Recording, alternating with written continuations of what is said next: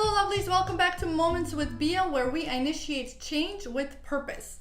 Today I want to talk to you about 3 questions you can ask yourself to get to the bottom of the why of your infertility. Before we do that though, make sure you subscribe so you get notified every time I post a new video, which is every Wednesday.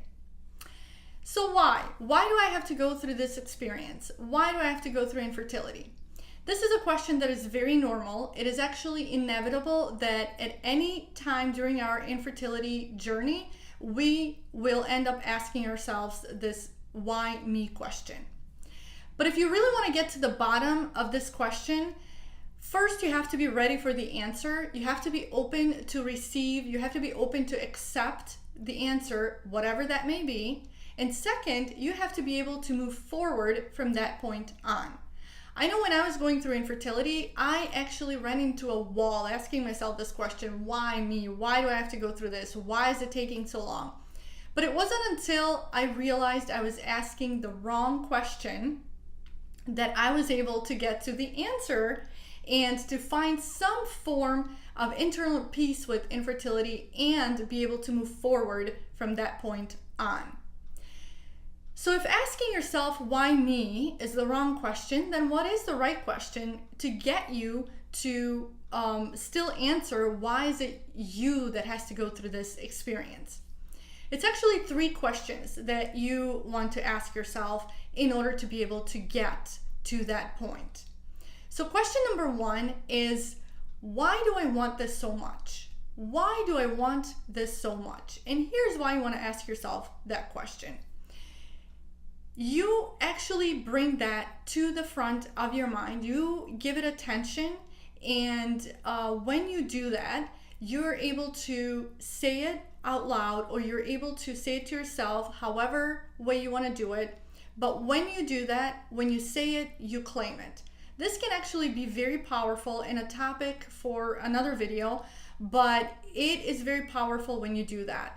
The second reason why you want to ask yourself this question is because you want to either find out or remind yourself that the reason why you want this so much is your reason. And it is solely coming from you. That you cannot connect this reason to any outside influences. You cannot link the reason why you want this so much to anybody or anything that isn't you. Not your significant other, not your family, friends, social expectations, cultural expectations. It has to be solely yours. So you have to make sure that why you want this so much has only to do with you.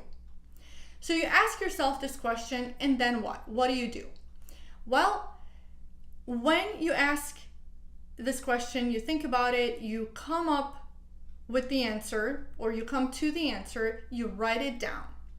This is also very powerful, and I talked about writing things down when you're going through infertility in a previous video. I can link that below in the description if you want to watch it. But for the purposes of this video, just make sure that you write down your answer. This can be very powerful in the sense that you're taking what's in your mind, right? You're taking what's in your mind and you're putting it on paper, you're getting it out there, and then it's really up to what you do from that point on, that where the powerful point of the exercise is. And for this particular one is that you refer to it back on regular basis. Question number 2 is, what do I need to learn from this experience? What do I need to learn from my infertility? And here's why you want to ask yourself this question. When you do that, your mind is able to transition, to shift simply from feeling the victim to actively searching for possibilities that will constructively lead you to your purpose. So you're giving your mind the type of homework that will actually work for you instead of against you. So when you're putting yourself in that context, when you're putting yourself in that mindset, then your mind is actually working for you. So it's looking for possibilities that will lead you to your purpose. So what do I need to learn from my infertility? You ask this question, and what do you do with it? So what you do is you start paying attention to your surroundings, to your social settings, to any circumstances that you may find yourself in where the topic of infertility is brought up.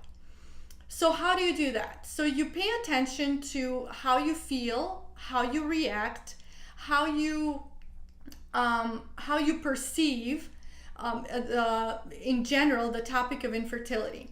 You also pay attention to, what you say or what you don't say every time you're around a pregnant woman or an infant or children in general. You start consciously paying attention how you react to that, and then you make a note. And when I say make a note, I absolutely mean that you write it down, because I will say it again, it is very important when you go through something like infertility. The writing aspect of it seems to be very powerful, seems to really make a difference. So make a note of all these different situations that you're in and how you feel, either how you feel or how you react, or how what you said, what you didn't say but wanted to say. Just make a note, and then do this if you can for about a week, and then after a week go back and refer to your notes, and you will find that in each instance that you wrote down about, you'll be able to find at least one lesson. Now, to do this, keep in mind you have to be absolutely open and honest and truthful with yourself in order for this exercise to work for you, and in order for it to be productive and move you forward. So just to give you an example, I'll tell you, when I was doing this, one of my notes was that when I was holding a baby, if I was in a social setting, or with friends who have who have children, and I would hold a baby or play with a child, I felt really good because I love children. But I was also associating that with something along the lines of, this is great, but this is also what I can't have. And it was not until I actively went out and paid attention of how I reacted and how I felt and what I thought around this particular setting, that I was able to find out that I was actually kind of going the wrong way about it, because I was looking at it from the perspective that it's something that I cannot have. So then I was able to then go back, look at that and learn my lesson, and and understand that I was putting myself in the position of being a victim, of being not being able to get what I want, because I was telling myself, I can't have it. So I switched, and I turned around, and I started consciously paying attention and saying to myself that I love this, and this is something that I will one day have. Question number 3 is, how do I grow from this? How do I grow from this? And here's why you want to ask yourself this question. When this question actually comes from almost as a result from the previous question. But when you ask yourself this question, when you're able to accept the fact that everything in life is a lesson that we learn from, it's an experience that teaches us something, then you're able to answer this question for yourself, and you're able to basically say to yourself, what is the next level? What is the next level to this, right? I'm learning. This is my lesson. I have identified the lesson. I am now learning the lesson. So what's the next thing? How do I graduate from this thing? It's just a very natural way of moving forward. And when you get to that point, that is how you know that you are actually able to now move forward. You're actually ready now to move forward from this experience. So what do you do though? What's, you ask yourself, okay, so what do I, or I'm sorry, how do I grow from this?